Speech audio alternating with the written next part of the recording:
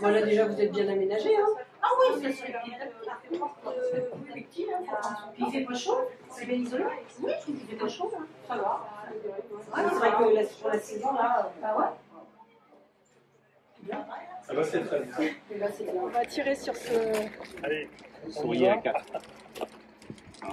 2, 3 et 4. Voilà. Et bravo. Le vent.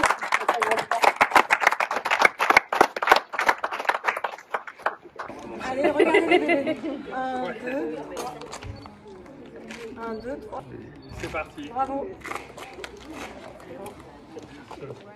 En tout cas, merci d'être présent à cette inauguration justement de l'avancée de la reconstruction de cet espace. Il faut savoir qu'ici, il y avait ce qu'on appelait les tours de Pleuhermel. Alors les tours à Pleuhermel, ça n'a rien à voir avec le gigantisme de ce qu'on appelait les tours. Mais pour autant, c'était encore trop haut pour nous, donc ça a été complètement déconstruit en cette place et à côté, de façon à pouvoir laisser l'espace pour des reconstructions dans des logements différents. Il y a déjà eu une première tranche d'inaugurés à côté. Ici, ça continuera certainement sur des constructions et des améliorations sur l'existant. Alors, je dirais merci Soisic d'être présente aujourd'hui pour représenter le département du Morbihan, qui répond toujours, bien entendu, aux sollicitations en termes de logements sociaux. Merci à Morbihan Habitat, notre bailleur social historique.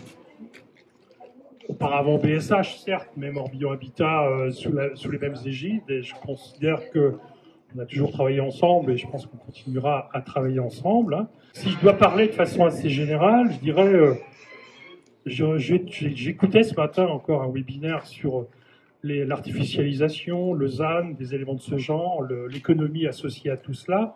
Mais on parle facilement d'artificialisation des espaces. Comment on doit reconstruire la ville? C'est la grande interrogation que l'on peut avoir aujourd'hui. Ça veut dire quoi, reconstruire la ville sur ces espaces? Je dirais au premier chef, si on a des choses à véritablement cerner, c'est que les propriétaires doivent renouveler selon des normes en vigueur, des habitations qui sont devenues plutôt obsolètes. C'est l'objet de notre rencontre de ce jour. Les habitations qui étaient devenues obsolètes, on les a enlevées, on les a détruites, les fameuses tours que j'évoquais tout à l'heure. Merci à Morbihan Habitat de montrer l'exemple. On conduit sur Pleuhermel une étude sur l'habitat indigne. L'habitat indigne est ce que j'appellerais indigne et insalubre du centre-ville pour inciter les propriétaires de ces immeubles à mettre ou à remettre sur le marché leurs biens immobiliers et ainsi à faciliter l'accès au logement qui aujourd'hui est précieux et ô combien demandé. Nous, notre rôle, c'est aussi anticiper sur les développements urbains à venir. Anticiper sur les développements urbains à venir, ça veut dire travailler dans le cadre d'un plan local d'urbanisme, un PLU, pour ouvrir de façon raisonnée, la loi climat et résilience est passée par là, de façon à ouvrir ces espaces à construire d'une part, et en motivant et en acceptant des projets plus denses et certes plus concentrés pour partie sous la forme d'habitat collectif. Ce que vous faites, ce qu'on fait aujourd'hui encore. Pleuhermel a bénéficié, je dirais, de l'embellie économique de ces 10 dernières années. C'est bien connu, des entreprises se sont installées, se sont développées. De ce fait, on se targue d'avoir un taux de chômage qui est à moins de 5%, c'est-à-dire ce qui est considéré comme le plein emploi. Cette tension sur le marché, c'est une bonne chose, je dirais en apparence, mais elle risque de pénaliser le bassin de vie à moyen terme. Pour que des gens viennent travailler dans les entreprises, il faut bien entendu qu'elles trouvent à se loger. C'est l'une des missions des bailleurs sociaux. Merci à Morbihan Habitat d'y contribuer. Le plein emploi, ça veut dire une diversité de profils et de familles. Le rôle d'un maire, c'est aussi d'assurer un certain équilibre en la matière. Entre, je dirais, quelques grandes propriétés dans les villages, des pavillons sur des terrains cossus, ça existe. Les constructions en lotissement pour des primo-accédants, ce que l'on fait sur la ville également. Et les immeubles en accession pour les personnes qui souhaitent habiter au cœur du centre-ville, ça existe. Et tant mieux pour une vie, une certaine, garder la vraie vie dans le cœur de ville. Et bien entendu, sans oublier les logements à loyer maîtrisé pour celles et ceux dont les revenus ne permettent pas d'accéder au marché libre. Cette diversité de profils se retrouve dans la diversité des habitats et derrière, dans nos écoles, dans les associations, dans les rues, dans les commerces. Ça tient vraiment à un équilibre qui peut paraître fragile, qu'il nous appartient d'entretenir et de préserver. C'est un défi, il est certes difficile, mais il est aussi passionnant. Je vous remercie.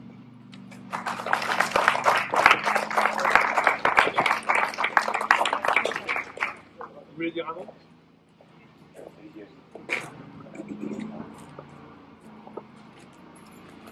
Bonjour, Anne-Charlotte Ribidel, architecte de l'opération. Anne-Charlotte Ribidel, architecte de l'opération. Je vais vous présenter succinctement la genèse de ce projet.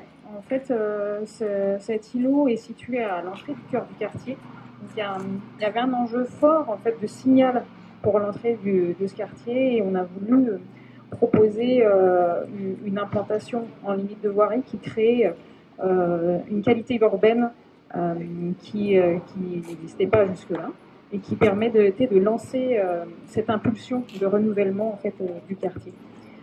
On a aussi souhaité proposer des logements qui soient qualitatifs pour les habitants, c'est-à-dire tous les logements sont traversants avec des espaces extérieurs, soit des terrasses, soit des jardins, et des espaces annexes tels que des celliers et des espaces de rencontre. C'est-à-dire qu'on n'est pas dans un immeuble fermé, on a une distribution par des coursives qui permettent aux habitants de se rencontrer au quotidien et de créer du lien entre eux.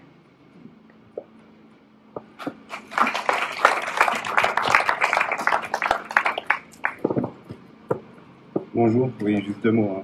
Gérard Légard, Morbihan Habitat. Là, on est au pied d'un immeuble qui représente un petit peu tout ce qu'on fait en ce moment, puisque Morbihan Habitat, c'est 3000 logements qui sont en cours de réhabilitation, c'est 3000 logements qui vont ressembler un peu à celui-ci.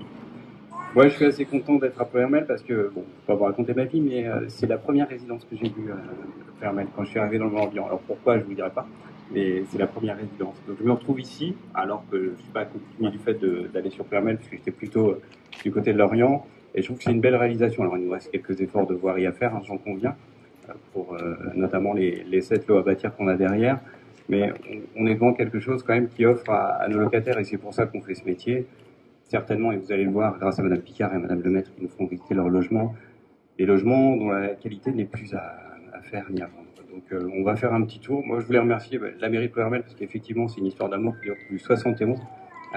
Même moi je suis moins vieux que l'histoire avec Ploërmel. Voilà. Et l'idée maintenant c'est de continuer à bosser ensemble le plus longtemps possible et c'est surtout de réhabiliter les quartiers. Et sur ce quartier, je crois que l'architecte l'a dit, on a une vraie mixité d'occupation. On a des foyers, on a des gens qui ont accédé à leur logement, on a des locataires. Et je crois que la réussite, c'est ça, c'est pas de masser tout le monde au même endroit. C'est un peu de disséminer les uns et les autres au même endroit et apprendre de vivre ensemble. Sois-y.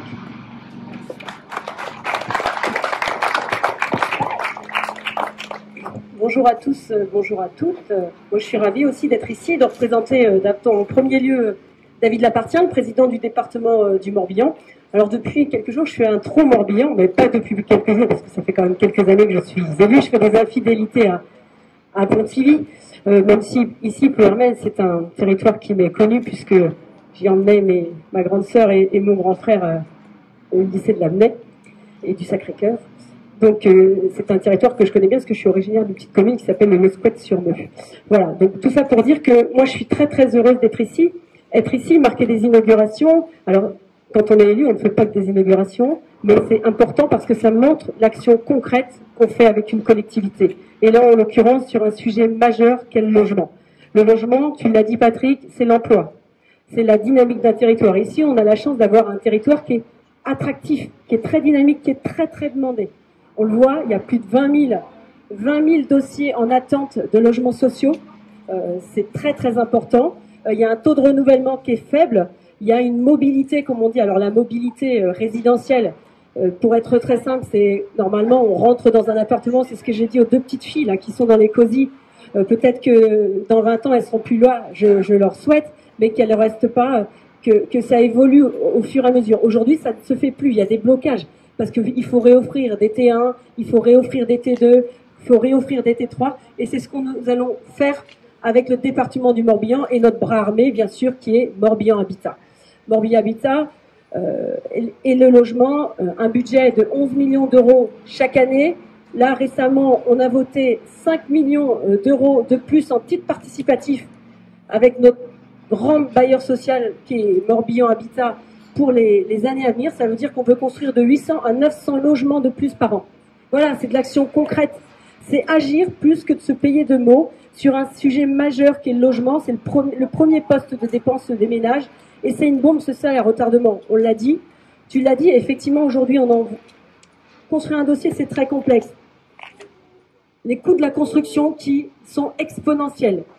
Les coûts de l'argent qui est exponentiel.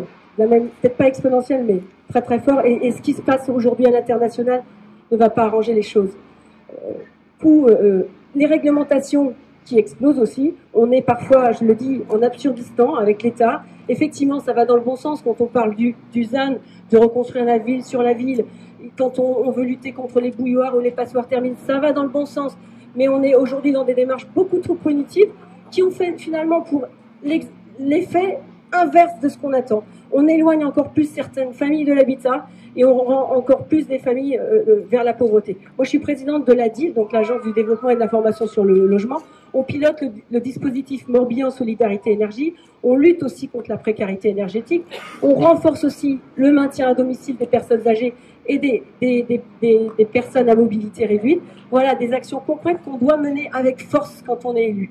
Et l'action qu'on mène avec notre administration, nos collectivités, tous nos partenaires, les partenaires privés, les partenaires publics, et ben c'est ensemble qu'on va aller, et l'État bien sûr, parce que l'État on le critique, mais il est aussi bien sûr très important, il impulse aussi beaucoup de choses positives, parce que et là encore dans ce projet, voilà, dire que c'est ensemble on va aller plus loin et plus haut pour construire plus, construire mieux, et puis accueillir encore plus de familles pour qu'elles trouvent ici le bonheur d'avoir une belle vie dans leurs appartements avec des rez-de-jardin, des terrasses, et puis des environnements qui sont plutôt agréables dans une ville qui se renouvelle aussi voilà, en Morbihan. Merci Patrick, et puis merci à tous de votre attention.